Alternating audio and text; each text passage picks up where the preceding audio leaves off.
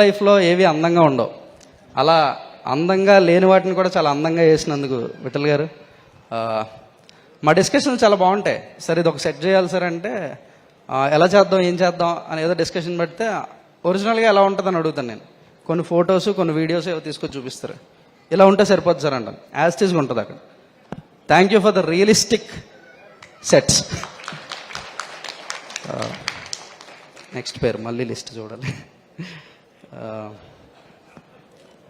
విఠల్ గారితో పాటు ఆర్ట్ డిపార్ట్మెంట్లో ఆర్ట్ టీమ్ శివ, నవీన్, పాలేష్, ప్రతాప్, వీళ్ళందరి గురించి అంటే సెట్ అసిస్టెంట్లు సెట్ బాయ్స్ వీళ్ళ గురించి నేను మాట్లాడాలి. ఎందుకంటే డైరెక్టర్ తర్వాత డైరెక్టర్లా పనిచేశారు వాళ్ళు. సీన్ ఫాలో అవుతూ ఉంటారు సెట్ బాయ్స్ విచిత్రంగా. నెక్స్ట్ ఎడిటర్ కార్తిక్ శ్రీనివాస్ గారు. సార్ ఈ సినిమా నాకన్నా ఎక్కువ నమ్మిన వ్యక్తి ఆయన. ఏదైనా కట్ చేస్తుంటే సార్ సార్ సార్ అని భయపడిపోతుంటాను. జగదీష్ నువ్వు భయపడకంటాడు ఆయన. సార్ మీరు ఏ పరిస్థితిలో ఫైనల్ కట్ చేశారో నాకు తెలుసు. Thank you sir, thank you so much. Costume designer Sumayya, డిజైనర్గా ఒక టెక్నీషియన్గా అలా పైన చూడడం కాదు, ఒక ఫ్రెండ్ తను. ఈ సినిమాలో అందరి బట్టలు ఏదో కొనుక్కొచ్చి ఫ్యాన్సీగా అందంగా ఏం ఉండవు. అంటే ఒక డిజైనర్ అంటే తనను తను ప్రూవ్ చేసుకోవాలంటే చాలా ఫ్యాసినేటింగ్గా ఉండాలి కాస్ట్యూమ్స్ అన్నీ అందరివి. కానీ ఈ సినిమాలు అందరికీ చిరిగిపోయిన బట్టలు ఏమని చెప్పా. She was so happy for the costumes and everything. Production team గురించి చెప్పాలంటే ఎగ్జిక్యూటివ్ ప్రొడ్యూసర్ వెంకటరత్నం గారి దగ్గర మొదలు పెట్టాలి. He's the troubleshooter any day. Line producer Prashanth గారు, he's the speed dial number any day. Line producer Chaitanya గారు అండ్ మేనేజర్స్ సురేష్, లక్ష్మణ్, వైజాగ్లో Shekhar, all the managers, all the production team, thank you all. Now coming to the real tigers of Court, the two ladies, Prashanti గారు and Deepti గారు. ప్రశాంతి గారు ఆవిడ producer అని కూడా అనిపించదు ఎప్పుడైనా చూస్తే. నేను డబ్బులు పెడుతున్నాను మీరు సినిమా తీస్తున్నారు అన్నట్టు ఉండదు అసలు ఏ రోజు. Thank you for the lovely ambience and the atmosphere you created with wall poster cinema ma'am. Thank you so much. Deepthi అక్క, ఆవిడ గురించి చాలా చాలా తక్కువలో చెప్పేయచ్చు మొత్తం. ఆవిడ నవ్వులోని అక్క అని మేము అందరం పిలిచే పిలుపులోని చెప్పేయచ్చు ఆవిడ ఏంటో. ఒక ప్రొడ్యూసర్ని అక్క అని పిలవడం ఏంటండి నాకు అర్థం కాదు. థ్యాంక్ యూ అక్క, thank you for everything. You are the back support for everyone in the film, not only me. డైరెక్టర్కి బ్యాక్ సపోర్ట్ అంటే సరిపోదు, you are the back support for everyone in the film. Ya, thank you.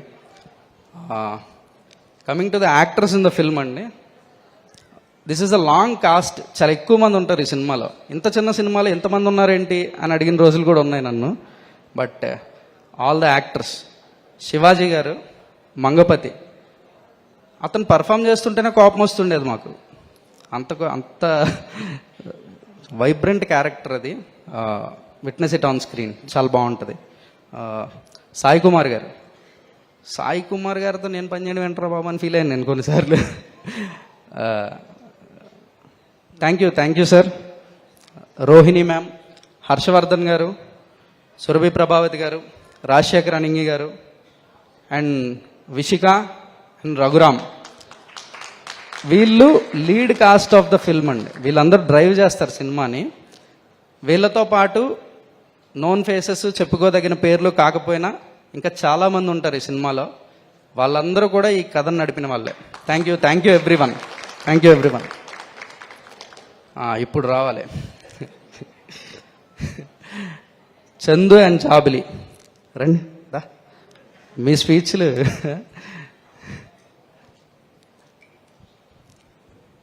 Chandu and Jabili హార్ట్ని సోల్ని separate చేయలేము అని అంటే నిజమే అంటాను. Because they are the heart and soul of court. వీడి heart ఈ అమ్మాయి హార్ట్ నాకు తెలీదు. These two are the heart and soul of court, Chandu and Jabili. ఎంత అంటే రాసుకున్నప్పుడు మనందరికీ ఒక ప్రేమ ఉంటుంది, ఎంత బాగా రాసామా అనిపిస్తుంది. కానీ అది స్క్రీన్ మీదకి అంతే బాగా ట్రాన్స్లేట్ అవ్వాలంటే అదో యజ్ఞం అండి. చాలా ఇన్వాల్వ్ అవుతుంది, మధ్యలో నంబర్ ఆఫ్ పీపుల్ ఇన్వాల్వ్ అవుతారు, చాలా టెక్నికాలిటీస్ ఇన్వాల్వ్ అవుతాయి. కానీ ఏదైతే పేపర్ మీద ఉన్న ఒక ఫ్రెష్ సోల్ అది స్క్రీన్ మీదకి వచ్చినప్పుడు ఒక హై వస్తుంది. I felt that high in the edit. Thank you for giving me the high, Chandu and Jabili. Thank you for bringing life into Chandu and Jabili. Next ఇంకా లిస్ట్ తగ్గిపోయింది, ఇంకా అవసరం లేదు. దర్శి అన్న, స్టేజ్ దిగి మాట్లాడాలి నీ గురించి. స్టేజ్ మీద మాట్లాడే మనిషివి కాదు నువ్వు. అది ఇప్పుడు కూడా టైం అవుతుంది వదిలిపోయి అంటున్నాడు. అన్న ఏదో చెప్దాం అనుకున్నాను నీ గురించి, మర్చిపోయాను.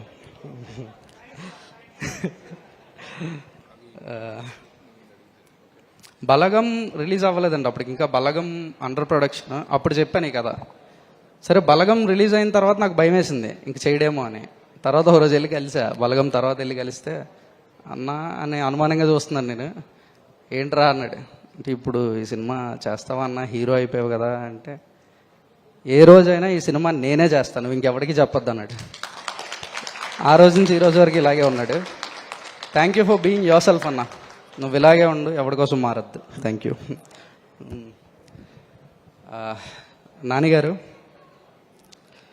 సార్, చాలా చెప్పేశాం మీ గురించి, చాలా ఈవెంట్స్, చాలా సందర్భాలు, ఇప్పుడు మాట్లాడిన చాలామంది, అందరూ చెప్పినవి నిజాలు, కొత్తగా చెప్పడానికి ఏం లేదు. You are the one and only అండి.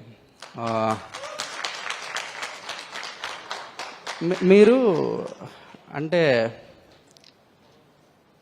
మీకు తెలియదు అనుకుంటాను, ఇది బయట ఇండస్ట్రీలో నడుస్తూ ఉంటుంది. నాని ప్రోడక్ట్ అని ఒకటి తిరుగుతూ ఉంటుంది. హీఈస్ అ నాని ప్రోడక్ట్ అని ఒక 8-10 పేర్లు ఉంటాయి. ఆల్ ద డైరెక్టర్స్, మీరు ప్రొడ్యూస్ చేసి ఇంట్రడ్యూస్ చేసిన డైరెక్టర్స్ అవ్వచ్చు, మీరు హీరోగా చేసి ఇంట్రడ్యూస్ చేసిన డైరెక్టర్స్ అవ్వచ్చు, నాని ప్రోడక్ట్స్గా వాళ్ళు అలా స్టాంప్ వేసి ఉన్నారు. సో నాని ప్రోడక్ట్ అనేది ట్రేడ్ వర్గాల్లో నడిచే ఒక ఇది.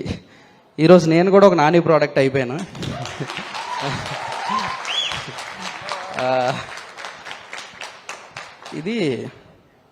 ఇది ఒక లెగసీ అండి. అంటే కోట్ల రూపాయల ఆస్తుల్ని లేదా పెద్ద పెద్ద బిజినెస్లని కంటిన్యూ చేసే లెగసీ కన్నా కొత్త వాళ్ళని ఇంట్రడ్యూస్ చేయడం అనే లెగసీ చాలా గొప్పది, చాలా గొప్ప లెగసీ ఇది. ఇలాంటి లెగసీలో నేను ఒక పార్ట్ అయినందుకు, అంటే నేను ఒక పార్ట్ అయినందుకు హ్యాపీగా ఫీల్ అవుతున్నానని కాదు, ఇట్స్ ఎ రెస్పాన్సిబిలిటీ అండి. నా మీద చాలా బాధ్యత. అంటే మీరు నమ్మిన విధానం ఎంత నమ్మారంటే, ఏంట్రా బాబు ఈ మనిషి అనిపించేది నాకు.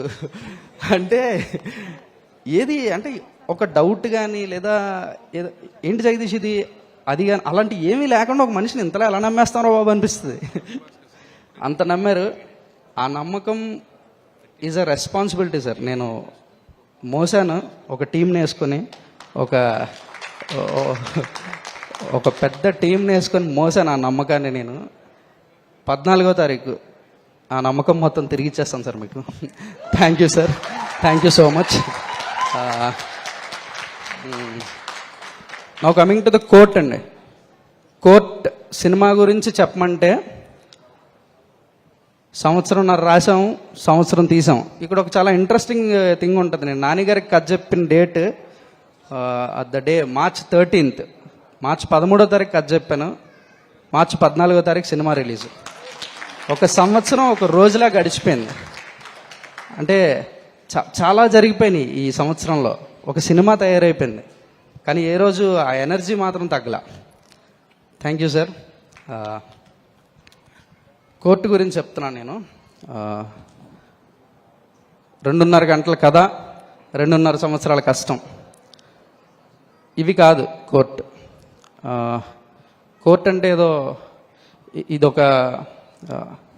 ఇదొక అందని ఆకాశం, ఒక అద్భుత కావ్యం, ఇలాంటి ఏం చెప్పనండి. ఇవేం కాదు. ఇది కోర్టు ఏం కావ్యం కాదు, ఒక అద్భుతం కాదు. ఇది మనందరి జీవితం, మనందరికీ తెలియాల్సిన ఒక చిన్న నిజం, చాలా చిన్న ప్రయత్నం. రండి, March 14th థియేటర్కి రండి, మాట్లాడుకుందాం. ఆ రోజు మాట్లాడదాం. Thank you so much. Thank you so much, Ram Jagdish garu, and wishing you super success for the movie release andi. Direction department మొత్తం కళకళలాడిపోతుంది మన ఫిల్మ్ ఇండస్ట్రీ. ఎన్ని